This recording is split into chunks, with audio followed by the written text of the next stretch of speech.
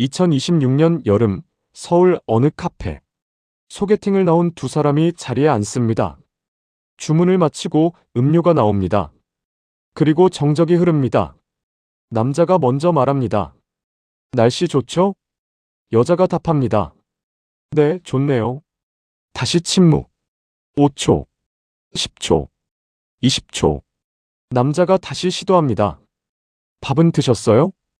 여자가 답합니다. 아, 네. 먹고 왔어요. 그리고 또 정적.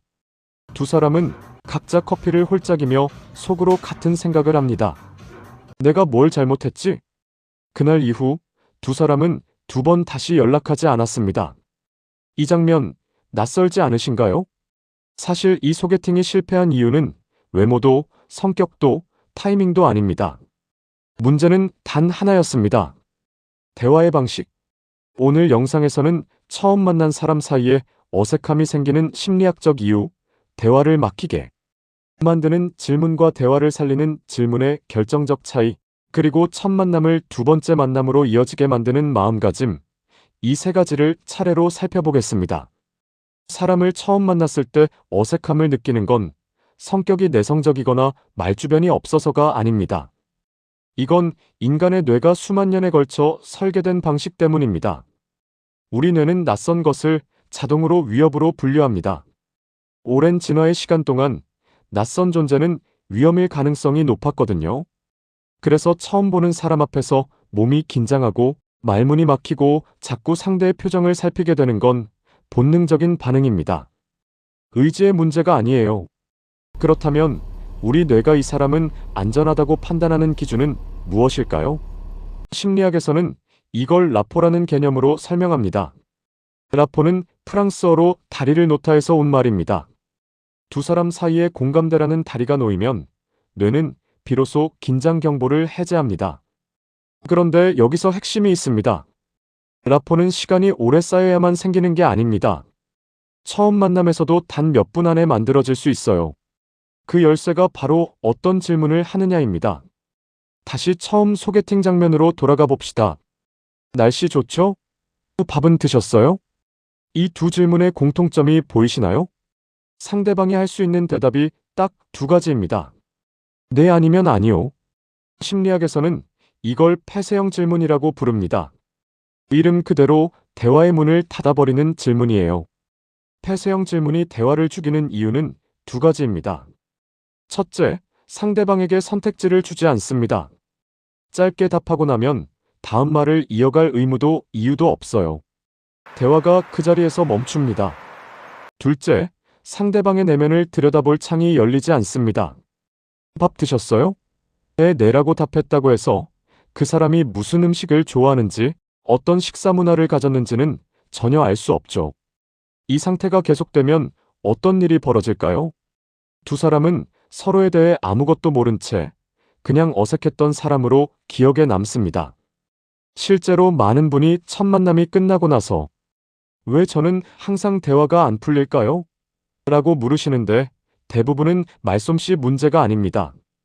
단지 폐쇄형 질문만 반복하고 계셨던 거예요. 반대로 생각해보면 이 함정을 피하는 것만으로도 대화의 질이 완전히 달라진다는 뜻입니다. 폐쇄형 질문과 정반대에 있는 게 개방형 질문입니다. 개방형 질문이란 상대방이 자신의 생각, 감정, 경험을 자유롭게 펼칠 수 있도록 열려있는 질문입니다. 대답이 네, 아니오로 끝나지 않아요. 직접 비교해 볼까요? 로맨스 영화 좋아하세요? 대신 어떤 장르 영화를 좋아하세요? 날씨 좋죠? 대신 어떤 계절을 가장 좋아하세요? 영화 재미있었죠? 대신 영화에서 어떤 장면이 가장 기억에 남으세요? 질문이 이렇게 바뀌면 상대방은 자신의 이야기를 꺼내놓을 공간이 생깁니다. 어떤 계절 좋아하세요? 라고 물으면 저는 가을이요. 걷기 좋아서요. 같은 대답이 나올 수 있습니다. 그럼 거기서 자연스럽게 이어집니다. 어디 걸으러 가세요? 혼자 가세요? 친구랑 가세요? 대화가 살아 움직이기 시작하는 겁니다. 그런데 여기서 한 가지 더 중요한 기술이 있습니다. 상대방이 자기 이야기를 꺼내줬다면 나도 내 이야기를 들려줘야 합니다. 심리학에서는 이걸 자기 개방이라고 합니다. 저는 봄이 좋더라고요. 꽃 구경 갈 때 설레는 그 느낌이 있어서요. 이렇게 내 이야기를 살짝 얹으면 상대방은 안도합니다. 아, 나만 혼자 떠든 게 아니구나. 그리고 그 안도감이 두 사람 사이의 라포를 빠르게 쌓습니다.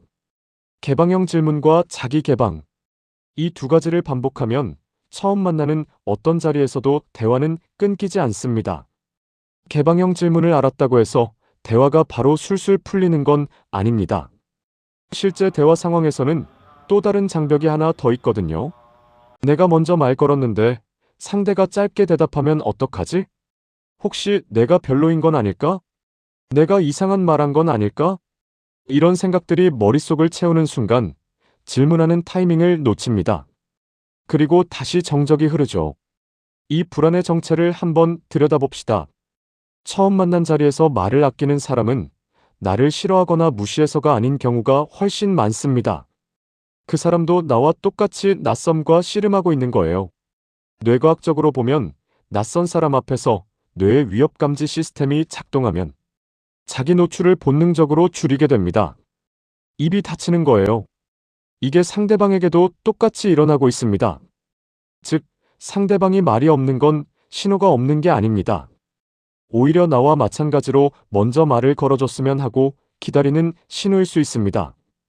이 사실 하나를 알고 나면 대화를 대하는 마음이 완전히 달라집니다. 내가 먼저 질문을 던지는 건 나의 무기가 아닙니다.